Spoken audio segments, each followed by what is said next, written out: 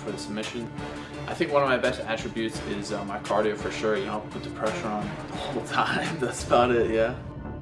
He loves the body lock passing. He's a really good wrestler. He's a really good athlete. He won the West Coast Trials. Couch is a dangerous leg locker and he's got a good close guard. I think we got a little bit of a different style. It's kind of like classic guard puller versus wrestler type of deal. I'm just going to look for the finish and make it exciting, you know, to display action-packed jiu-jitsu, and the true meaning of jiu-jitsu always going for the finish, so nothing but fireworks for me. Jacob Couch, I'm looking forward to the match. You bring the Mountain Dew, I'm going to bring the trolley.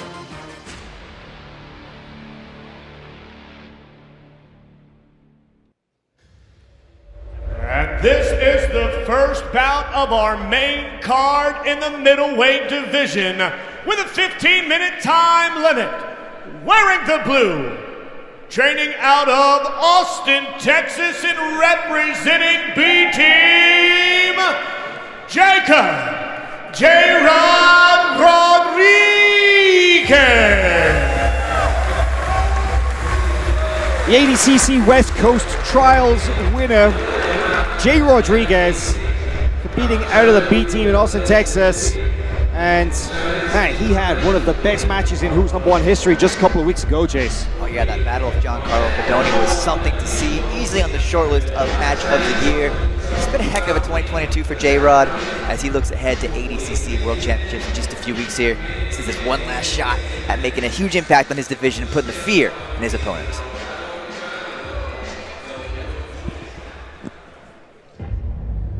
His opponent, wearing the red, training out of Mount Vernon, Illinois, representing Pedigo Submission Fighting, the Hillbilly Hammer, Jacob Couch. Jacob Couch is a real fan favorite, a member of the Pedigo Submission Fighting, aka Daisy Fresh team, one of the stars of the Daisy Fresh series, and a veteran with plenty of experience here on the Who's Number One mats. Yeah, bronze medalist at the WNO Championships held just almost 1 year ago. He fell short at ADCC trials and he's been taking the rest of the year to make these improvements, and he wants to show it off tonight. Tail of the tape, as you can see. Both young competitors under 25 years of age, but evenly matched in terms of height and weight. Maybe a slight weight advantage for Jacob Couch. And our referee, Steve Hodgett, is ready to get things underway. Ready? Fight! Middleweight match, 185 pounds. In the white is Jacob Rodriguez representing B-Team. In the black and red is Jacob Couch, a.k.a. Hillbilly Hammer. One of the best nicknames in all of grappling. Yeah, without question. And in the past, we would have said this is a classic match between top player and leg locker, and Jacob Couch being the strong leg locker here, but he's definitely been putting work on the feet and his top game as well, as he eyes ADCC as the ultimate prize. But he goes back to his favorite home base here, and J-Rod, for his part, loves the body lock passing and wants to end up on the back. See, now I feel that this is one of those matches that you would definitely say it's a style versus style, because yes, of course Jacob Couch can wrestle. Yes, of course he works his top game just like everybody else does in jiu-jitsu, but his favorite attacks, the attacks that he prefers to compete, to attack from, prefers to work from, he's really all about that leg lock game. He's had some of his most significant victories have come by leg lock, although here on Who's Number One, he has also won by arm lock and upper body attack against Hunter Colvin last year, October of 2021, from a very similar position to what we see now. Very good shoulder crunch, kind of going high the legs. But J-Rod, Jacob Rodriguez, as he better known, J-Rod, as do many of the B-Team guys, man, they're so good at this body lock passing style. They just shut that down. They make guard work miserable, right? With the hands clasped beneath the back and spine of Jacob Couch. It really makes things kind of uncomfortable. We see Jacob thinking a little bit about a guillotine there. But another thing about J-Rod that is true is that you nearly have to put him all the way unconscious. He will not tap to anything. You've seen that many times over. But he's getting a little comfortable here, and Jacob starts looking at that neck a little more closely. I think not quite deep enough, but again, Jacob showing his intentions early here as he keeps Rodriguez stuck in that powerful close guard. And I think it's actually smart strategy from Couch to not give Rodriguez space. One thing that Rodriguez has done is he came into the grappling game just, I think, less than 2 years ago, really, in terms of like full-time grappling experience. And much like his brother, had a wrestling background, but not to any particular high level. You know, both of them, neither of them wrestled in college, really. They're just high school wrestlers. But they were able to take that energy and that work rate and apply it in the grappling scene so well. And, well, we've seen it from J-Rod, that you give him space and he has that youthful energy, explosiveness, coupled with that kind of those wrestling instincts. In the grappling arena, he is overwhelming at times. And I think Couch is being very smart in tying him up and trying not to give him any space, because if he does, it could be a bad day.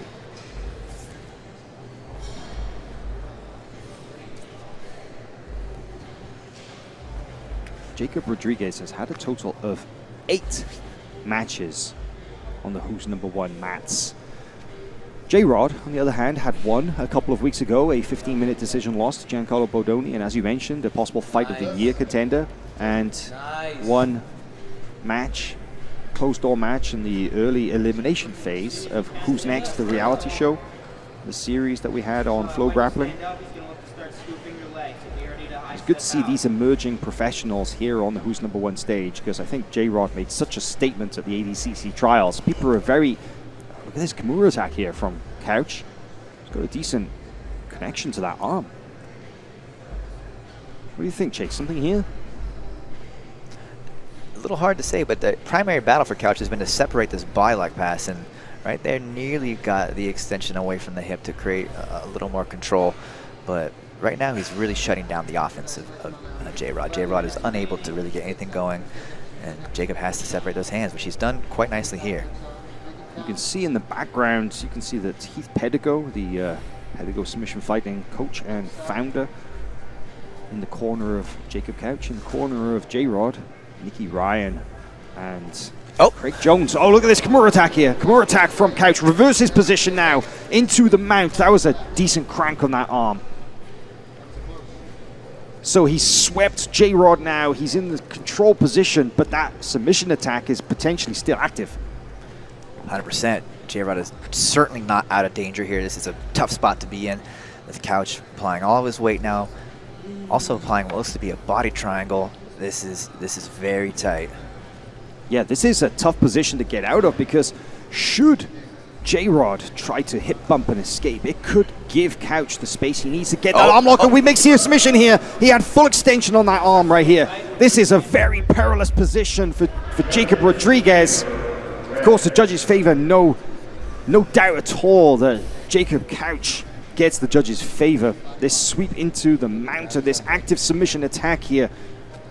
This is deep water for J-Rod. Calmly defending here, but we saw there was a moment when that arm got straightened out. There's a lot going on here. Couch could get the rotation on the shoulder. He could get a straight arm lock attack against the elbow joint. It's a powerful attack position. Jacob's got a lot of weapons here, right? And he's being very patient. He knows he's in the driver's seat, and he may not get another shot quite like this. So it makes sense that he's taking the time to establish the control and work another attack in the short. Well, you hear the crowd applauding because Jacob Rodriguez has managed to escape the submission attack and is now being pinned. Couch has the crossface and underhook control. And you can see a great view here of that upper body pin riding the torso. It's mount position. And I'm wondering, Chase, the fact that Couch has a total of 8 matches under Who's Number One rules, I'm wondering whether that experience was a factor going into this match here, because he just looks so calm. Oh, he's certainly employing a tactic we saw in one of his most recent matches at WNO, which was against Gordon Ryan, which saw Couch on the reverse position we're looking at right now. And that was a lot of pressure on top, and all revolved around separating the elbow from the hips or sides there for Jacob Rodriguez's position on bottom. It's a difficult position to maintain a solid defense, and Jacob has no problem, Jacob Couch has no problem just pouring the pressure on here, making things miserable, because he's felt that very same sensation himself. Yeah, Gordon Ryan really redefined what was possible in submission grappling with the use of the mount position. It was a kind of a position that fell out of favor in the grappling scene, I would say. You know, certainly was a favorite of one of the greatest of all time, Roger Gracie. He used it in both gi and no gi, and it wasn't really until Gordon Ryan started utilizing it again this year that people were like, oh wow, yeah, you can do a lot from the mount.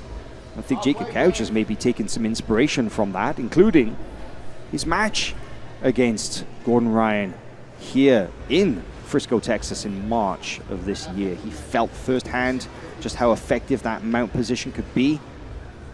A very different looking mount to that, of course, of Gordon Ryan, but you can see that he's trying to get the separation of the elbow away from the upper body. He's got the underhook with his right arm, and he's trying to bring his legs higher up the torso and underneath the armpits. And that separation, really, that's where the submission attacks are going to start from, right, Chase? Yeah, without question. Plus, it just makes breathing more difficult on bottom. We saw Gordon attempt to smother his opponents in the past.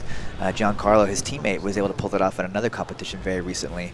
So there's an ongoing war here, basically, for J-Rod on bottom. Just trying to survive and maintain a cool head as he gets actual defense in as well. I think that Couch will have seen that match, J-Rod versus Giancarlo, from a couple of weeks ago, and probably learned a lot from that, in that, number one, Jacob Rodriguez is incredibly difficult to submit. He was in some dead to rights rear naked chokes against Giancarlo Bodoni, and he was able to find his way out time and time again. Now this is good work from Couch. He's going high, could be in the beginning stages of an arm triangle katakatame style choke, but Jacob Couch will have watched that match, I'm sure, and learned a lot. Is that, number one, J-Rod is really, really resilient under pressure. Number two, that if you give him the slightest opportunity to escape, he can turn the tables very quickly. I remember there was a moment in that earlier match that J-Rod, man, he just slipped out and he was straight on Giancarlo's back, and it was like deja vu. We were seeing the same thing, but from the other side, and I'm sure Couch will want to avoid that. Oh, now we see him going for the arm triangle. He's managed to get that elbow very, very high now. Yeah, this is looking better and better for Couch here on top. The choke maybe starting to sink in here as Couch starts to drop his hips, drop the pressure. Jacob doing his best to do the telephone defense here, but again, that may be tight, may be on. And what a redemption arc for Jacob Couch, right? His last WNO appearance did not go his way, and he took some serious criticism online for that, and he came back and is really looking incredible right now. Jacob Couch is looking definitely for something specific, and we're going to get our second judge's favor. Judge's favor, red. Yeah, no surprise at all after such a dominant period in the mount. A full 5 minutes after that Kimura sweep from the guard into this mount position. And again now, this arm triangle choke. Okay, now I see that Couch dropped his head there. He's got his ear, his left ear, against the tricep of Jacob Rodriguez. He's looking to punch that left arm deeper to try and cut off the carotid artery on the side of the neck, and to use his head and to push the upper arm into the other side of J-Rod's neck. That's really where the pressure for this choke comes from. And you can see the effects of the pressure on the face of J-Rod, but it's not quite there yet, Chase. And this shows the poise of Jacob Couch. Some competitors would have maybe abandoned this attack and tried to switch things up and get a little frustrated that they can't get the immediate finish, but he is working and adjusting, and J-Rod, meanwhile, is just really going through it right now on bottom. This is not where he wants to be. Now, we've speculated that one of the reasons that J-Rod's submission defense is so good is because he trains daily with the likes of Craig Jones, Nicky Ryan, Ethan Kralenston, Damien Hansen, and of course his big brother Nick Rodriguez, who's next champion Isaac Michel, all the killers that they've got there at the B team in Austin, Texas. And training with those guys, you're definitely going to work on your submission defense. So I feel that Rod here, J-Rod, is able to survive, but that's just not enough. He needs to escape. He's got just over 3 minutes. He needs to escape, otherwise it's very clear which way this match is going to go.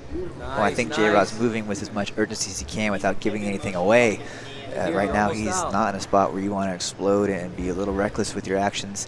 And Jacob Couch is using that to his advantage right now. This is complete control, complete domination from top. And again, looking to make the adjustments required to get the finish. He's got just less than 3 minutes left and has to be very pleased with how this is going.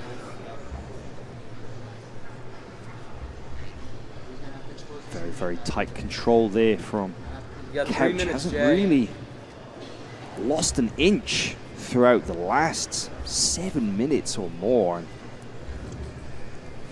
J-Rod is very calmly defending from bottom. Seems to be really struggling. But now that you can see there's a bit more urgency. There's a now bigger he almost bridge. feeds the arm all the way across, but J-Rod does well to get it back on the correct side of the head to defend this choke. And there's another battle going on at the other end of the body. You can see the feet against feet. You can see that J-Rod is trying to stomp his feet in, and there you see the viewer. He's trying to get his hooks and to try and sort of uncross those feet of J-Rod and of Couch, and to get his to make some space so that he can hip escape. There's a lot going on in this battle. You might be better off doing that, Jay. There you We go. see Couch now Keep turtling, move keep off to the turtling. back, because now finally J-Rod has been able to get his shoulders off the mat, but actually no, Couch is putting him back, You're good. his back flat to Nice, the nice. mat. And right now, elbow to knee. I thought he may transition with it and go to the back, but as we saw, it was almost impossible to submit Jacob Rodriguez from the back in that last match, so maybe Couch is like, no, I'm Nice. going to stay here where I feel more comfortable.